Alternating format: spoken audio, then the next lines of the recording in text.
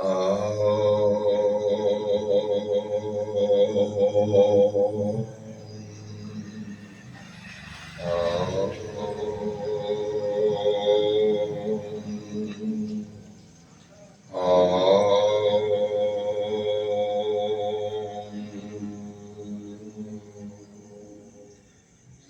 మహాగణాధిపతే నమః. శ్రీ గురుభ్యో నమః. శ్రీ మహాసరస్వత్యై నమః. నమః శివాయ. నమో వెంకటేశాయ.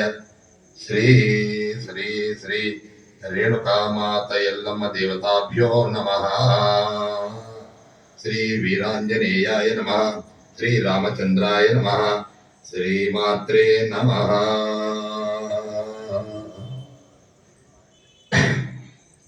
అందరూ కూడా మీ ఇంటి దేవుళ్ళను, మీ గురువులను మనస్సులో స్మరణ చేసుకోండి. మనస్సులో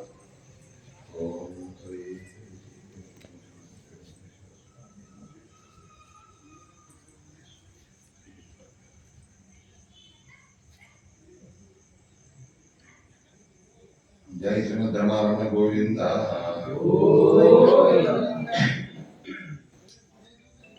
అనండి, రెండు చేతులు జోడించండి, అనండి. మాతృదేవో భవ, పితృదేవో భవ, ఆచార్య దేవో భవ, అతిథి దేవో భవ. ఇది మన సంస్కృతి గురించి,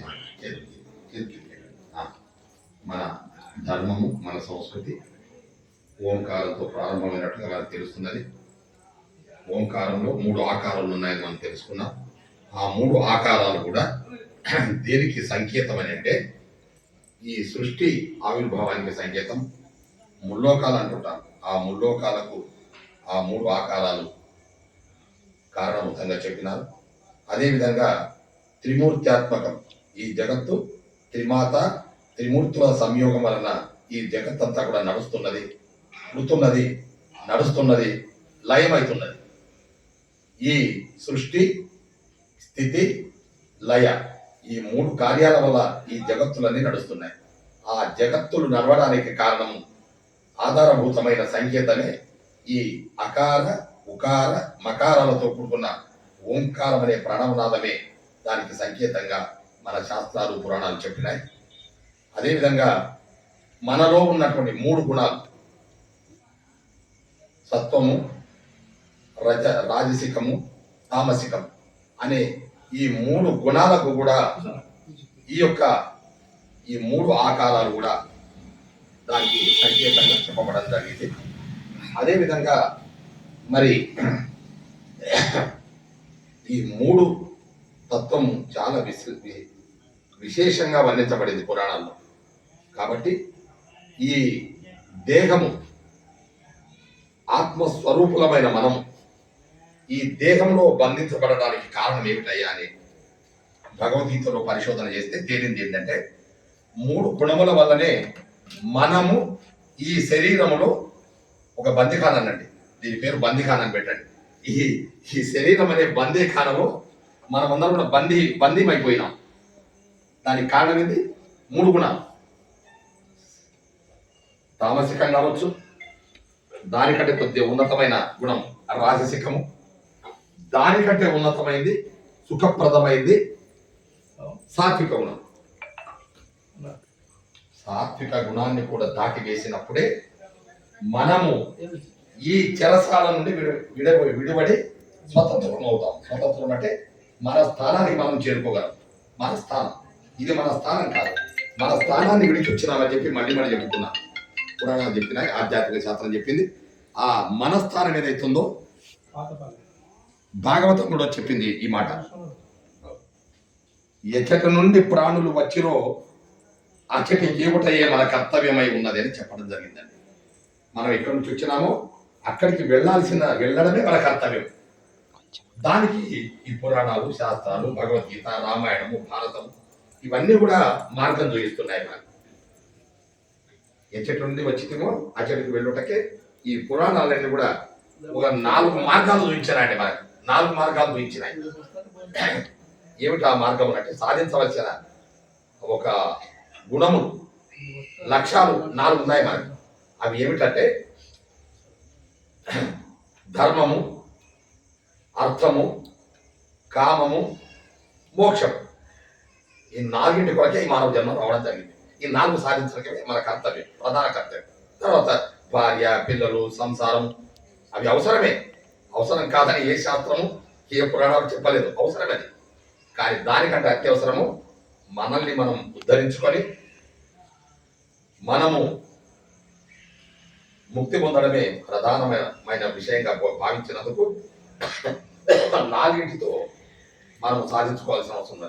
మొట్టమొదటిది ధర్మం, తర్వాత అర్థం, రెండవది అర్థం. అర్థం అంటే డబ్బు, ధనం. అర్థం అంటే ధనం అని చెప్పి చెప్పడం జరిగింది. మరి దానికి రండి భక్త మహర్షులందరూ కూడా స్వాగతం, సుస్వాగతం.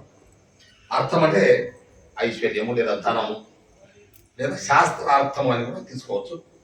మూడవది కామం. కామం అంటే కోరికలు, ధర్మబద్ధమైన కోరికలు తీర్చుకోవడము ధర్మమే అని చెప్పింది మన శాస్త్రం. భగవద్గీతలో ఉంది మాట. అటువంటి ధర్మబద్ధమైన కామాన్ని, కోరిక, కామం అంటే కోరిక ఏదైనా కావచ్చు. నేను పెళ్లి చేసుకోవాలి, మంచి సంతానాన్ని కనాలి, నా వంశం అభివృద్ధిలోకి రావాలి, నా వంశం తీగ వారాలి, ఇవన్నీ కూడా కోరుకుంటాం మనం భగవంతుడి దగ్గర. కామం అంటే ఇవన్నీ ఆ కామం కిందకి వస్తాయి. వేరే వేరే అర్థం కాకుండా కామం అంటే కోరికలు. ఆ కోరికలు కూడా ధర్మబద్ధమైనది చెప్తున్నది. ఆ కోరికలు కూడా తీర్చుకోవచ్చు, తప్పులేదు. చివరి లక్ష్యం ఏంది? నాలుగవది ఏంది చెప్పండి? మోక్షం. కూర్చోనన్న కూర్చోండి. మోక్షం ఒక మహాత్ముడు చెప్పగా నేను విన్నమాట మీ ముందు నేను చెప్తున్నాను. ఇవి పవిత్రం ఎప్పుడవుతాయి? రెండవది ధనము. అది పవిత్రం కావాలంటే ఏం చేయాలి? మనం ధనము మనము సంపాదించే ధనము పవిత్రంగా ఉండాలంటే సంపాదించేదంతా కూడా ధర్మబద్ధంగా సంపాదించవలేము.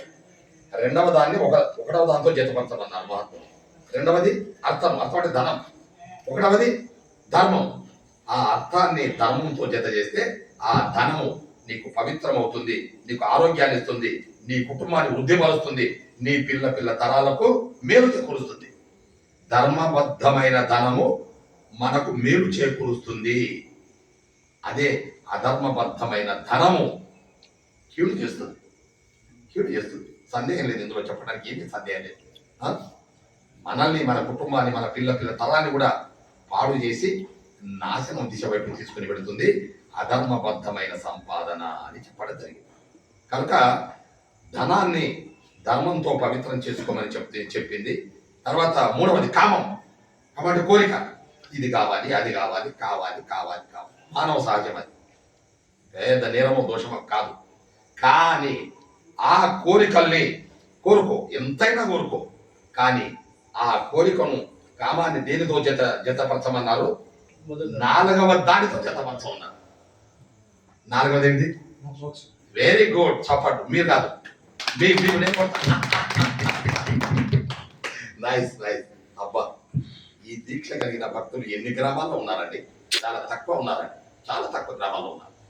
ఈ దీక్ష, ఈ ఏకాగ్రత, నిజంగా మీరు శ్రోత్రియులు అనబడతారు. మిమ్మల్ని ఏమన్నారు? శాస్త్రీయంగా మిమ్మల్ని ఏమన్నారంటే శ్రోత్రియులు అంటారు. శ్రోత్రియులు అంటే పెద్ద పెద్ద బ్రాహ్మణులకు ఇచ్చే బిరుదది నేను మీకు ఇస్తున్నా. ఎందుకంటే ఏం లేదు, శ్రోత్రియం అంటే వినడం. ఏమన్నా గురువులు చెప్తుంటే శ్రద్ధగా వినడమే శ్రోత్రియులు అంటారు. అటువంటి శ్రోత్రియుల బిరుదుకు మీరు ఖచ్చితంగా అర్హులు. తీలోని భక్తులు ఖచ్చితంగా అర్హులైన దానికి ఏమి సందేహం లేదు.